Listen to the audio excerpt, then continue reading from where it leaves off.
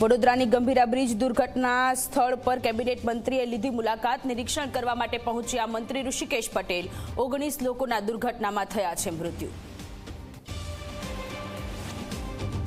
એકબીજાને રાજીનામું આપવા પડકાર ફેંકતા ઇટાલિયા અને અમૃત્યાને નરેશ પટેલની સલાહ. પ્રજાએ ચૂંટ્યા છે તો ટર્મ પૂરી કરવાનું નરેશ પટેલનું સૂચન.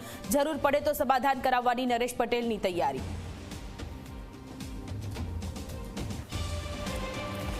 ઇટાલિયા અને અમૃત્યાની લડાઈ વચ્ચે મોરબીની જનતાએ કરી સુવિધાની માંગ. લોકોએ કહ્યું વિકાસના કામોમાં વપરાય 2 કરોડ રૂપિયા. અમને પ્રાથમિક સુવિધાની છે જરૂર. ગુજરાતના નવા કોંગ્રેસ પ્રદેશ પ્રમુખ નક્કી કરવા માટે દિલ્હીમાં મથામણ. પ્રદેશ અધ્યક્ષ માટે અમિત ચાવડા, જ્ઞાનીબેન ઠાકોર અને લાલજી દેસાઈના નામ આગળ. ગુજરાત કોંગ્રેસ પ્રમુખનો કાંટાળો તાજ પહેરવા કોણ તૈયાર થશે તેના પર સૌની નજર.